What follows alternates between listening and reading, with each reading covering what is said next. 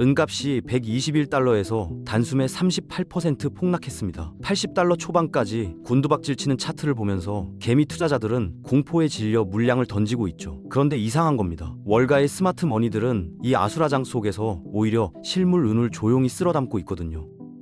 왜 그럴까요? 이들은 지금의 폭락이 끝이 아니라는 걸 알고 있습니다. 500달러로 튀어오르기 위해 거대 세력이 의도적으로 가격 스프링을 바닥까지 짓누르는 압축 과정이라는 걸요. 대중은 가격에 속아 자산을 잃고 엘리트는 이 공포를 자산 폭등의 기폭제로 삼고 있습니다. 500달러라는 숫자 혹시 허황된 희망회로라고 생각하시나요? 그런데 이게 제 상상이 아닙니다. 유엔 산하 기구들과 전 세계 유력 분석 기관들이 공식 보고서에서 똑같은 경고를 쏟아내고 있거든요. 은이 구조적인 공급 부족 사태에 빠졌다는 겁니다. 보고서들을 들여다보면 충격적인 내용이 나옵니다. 은은 인류 생존과 에너지 정환에 절대적으로 필요한 자원인데 이미 수년째 돌이킬 수 없는 만성 적자 상태라는 거죠. 여기서 금과 은의 결정적인 차이를 알아야 합니다. 금은 한번 캐내면 끝이 아니에요. 금고에 보관되고 장신구가 되고 다시 녹여서 금괴가 되고 이렇게 수천 년을 순환하죠. 그런데 은은 완전히 다릅니다. 스마트폰에 들어가고 태양광 패널에 코팅되고 미사일에 장착되는 순간 물리적으로 파괴되거나 너무 미세하게 흩어져서 다시는 회수가 안 됩니다. 쉽게 말해서 금은 영원히 존재하는 자산이지만 은은 매일 아침 전 세계 공장에서 소모품처럼 불타 없어지는 겁니다. 이 극단적인 소멸성이야말로 은의 내재 가치를 금보다 훨씬 무섭게 만드는 핵심이에요. 공신력 있는 국제기관들이 문서로 증명하고 있습니다. 시장의 수급 균형은 이미 회복 불가능한 수준으로 깨졌다고요. 이건 단순한 차트 분석이 아니라 지구 행성 차원의 엄중한 경고입니다.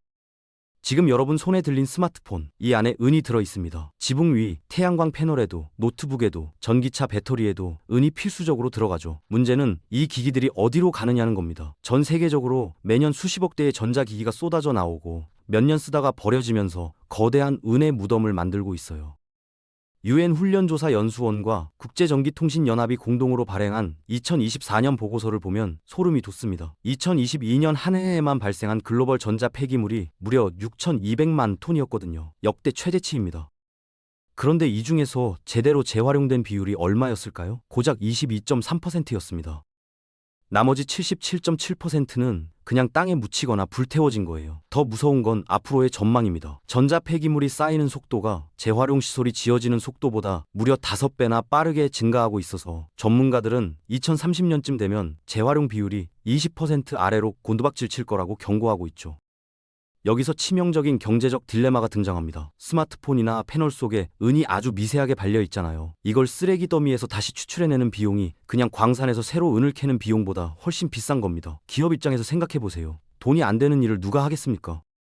결국 인류 문명의 부속품으로 투입됐던 막대한 양의 은이 경제성이 없다는 이유로 수거되지 못하고 쓰레기 매립지에 영원히 파묻히고 있습니다. 지금 이 순간에도 가용 가능한 은의 총량은 매초 줄어들고 있는 거예요. 왜 이 지경이 됐을까요? 원인을 거슬러 올라가면 지난 10년이 나옵니다. 은값이 온스당 20달러 밑에서 철저하게 억눌려 있었거든요. 기업 입장에서 한번 계산해보세요. 폐기물에서 힘들게 은을 추출해봤자 그 은을 시장에 팔면 본전도 안 나오는 겁니다. 채굴 비용보다 가격이 낮으니까 굳이 재활용할 이유가 없었던 거죠. 그 결과 어떻게 됐냐면 전 세계적으로 제대로 된 엔 재활용 시스템이 완전히 멈춰버렸습니다. 일본 환경성이 내놓은 예측 데이터를 보면 등골이 서늘해져요. 2030년대 후반부터 일본이라는 단일 국가에서만 매년 80만 톤 규모의 폐태양광 패널이 쏟아져 나온다고 합니다. 지금 지붕 위에서 열심히 전기 만들고 있는 1세대 패널들이 수명을 다하고 한꺼번에 쓰레기가 되는 거예요.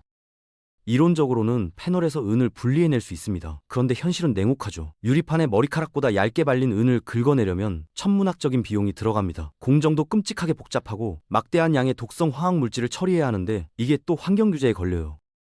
설상가상으로 수익성마저 바닥을 기니까 기업들이 어떤 선택을 했는지 아십니까? 돈이 되는 부품 몇 개만 뜯어내고 은 재활용은 그냥 포기해버린 겁니다. 공장 가동을 아예 꺼버렸어요. 자, 여기서 핵심을 짚어드릴게요. 은값이 지금 수준보다 최소 3배에서 5배 이상 폭등해서 재활용 손익분기점을 넘지 않는 한 번 땅에 묻힌 은은 영구 삭제됩니다. 다시는 공급망으로 돌아오지 않는 일방 통행 자원이 돼버린 거예요. 매립지가 곧 은의 무덤인 셈이죠.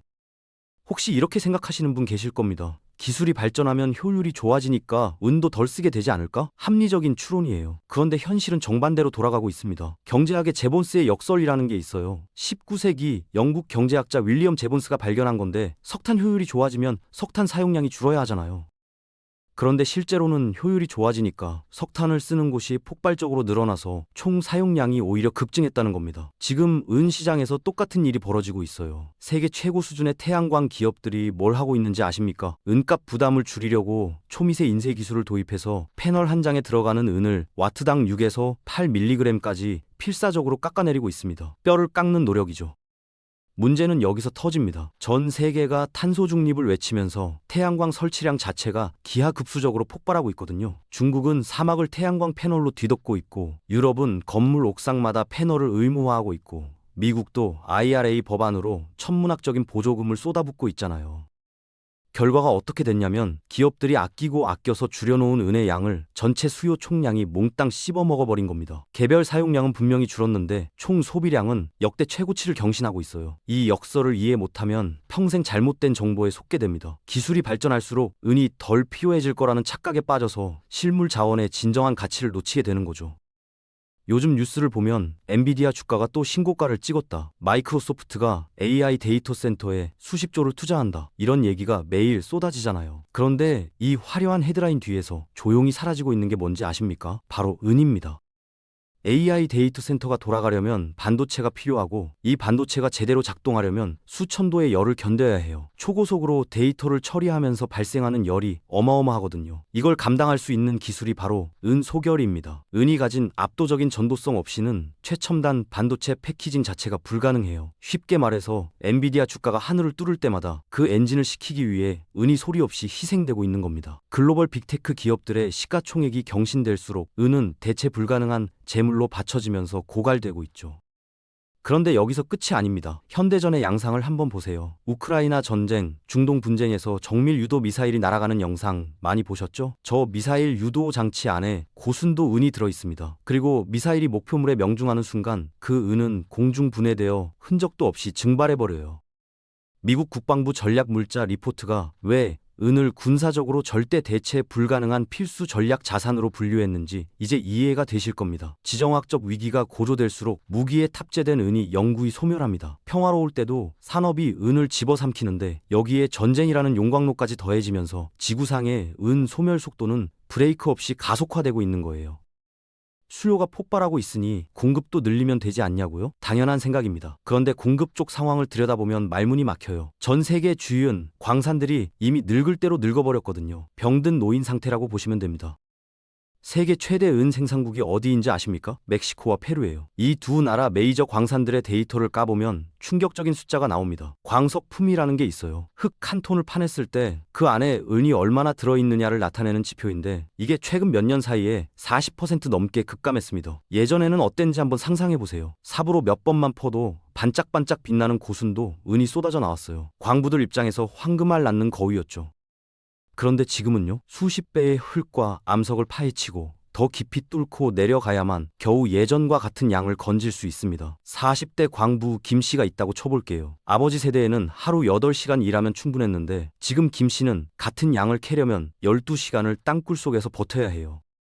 장비도 더 비싼 걸 써야 하고 더 깊이 들어가니까 안전 비용도 치솟고 인건비도 폭등합니다. 비용은 천정부지로 올라가는데 정작 캐내는 은의 총량은 절벽 아래로 곤두박질 치고 있어요. 완벽한 수급 붕괴가 일어난 겁니다. 생산 비용 폭등에 채굴량 급감까지 이건 끔찍한 퍼펙트 스톰이에요.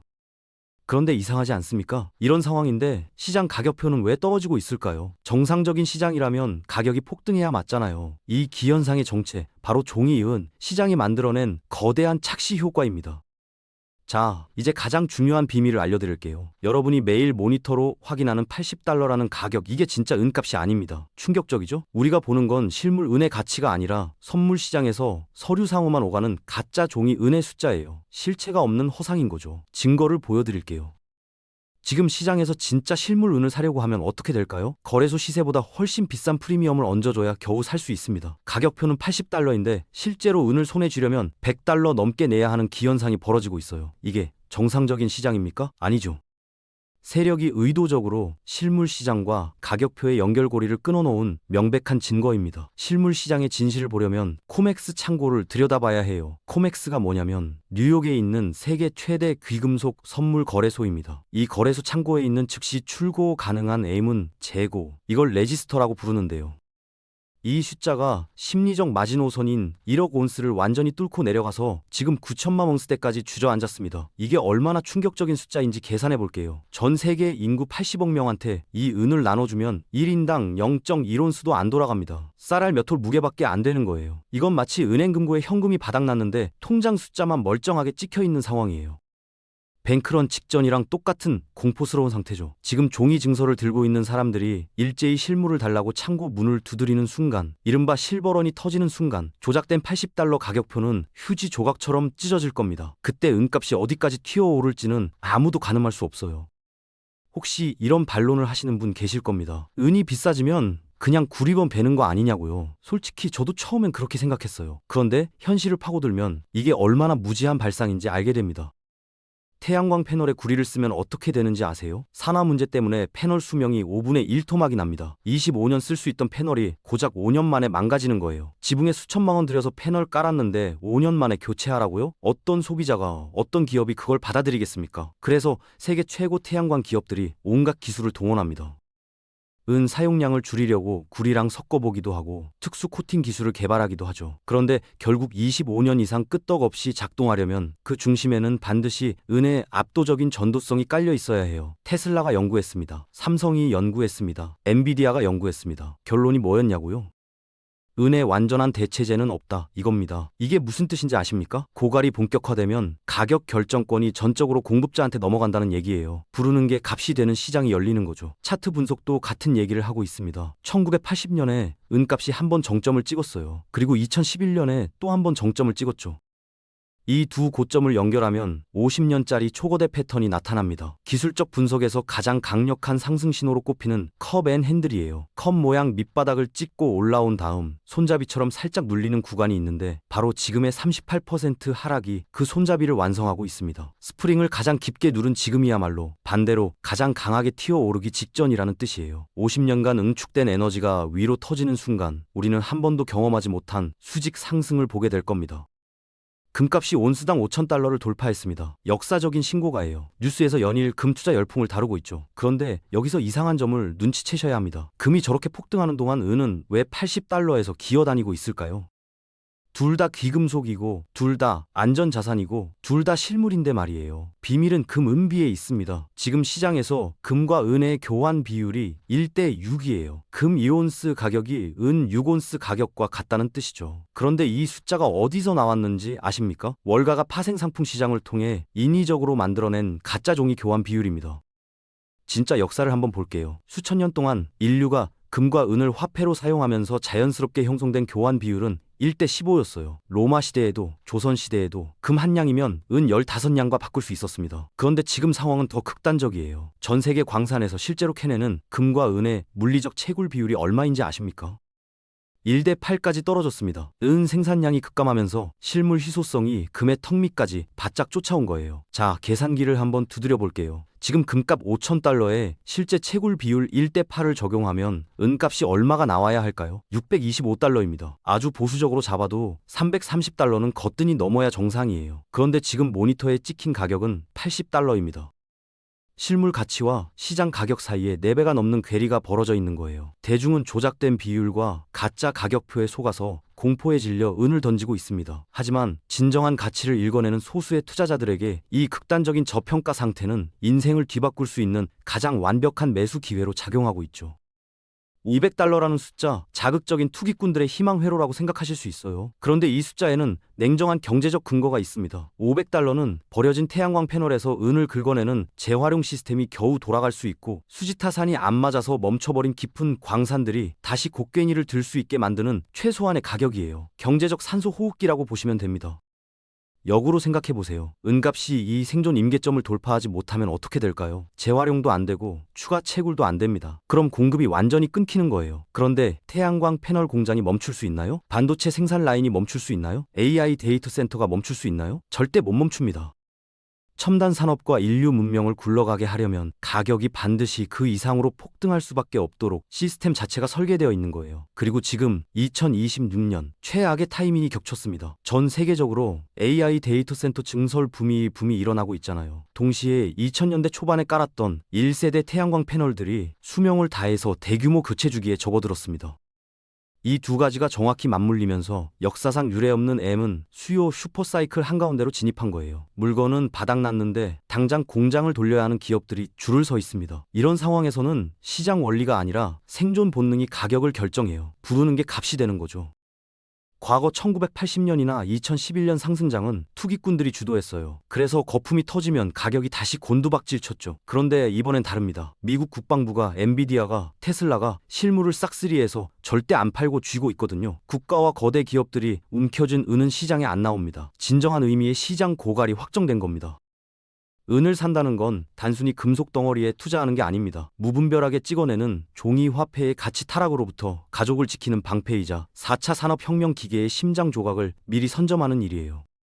인류 역사상 실물 자원이 물리적으로 고갈되어 가는데 가격이 영원히 바닥에 머물렀던 적은 단 한 번도 없었습니다. 머지않아 통장에 아무리 큰 돈이 찍혀 있어도 실물 은을 아예 못 구하는 시대가 옵니다. 파란색 마이너스 수익률에 공포를 느낄 것인지 1대8의 채굴 비율과 텅 빈 코맥스 창고를 믿고 자원 전쟁의 승리자로 남을 것인지 이제 스스로 결단해야 할 때입니다.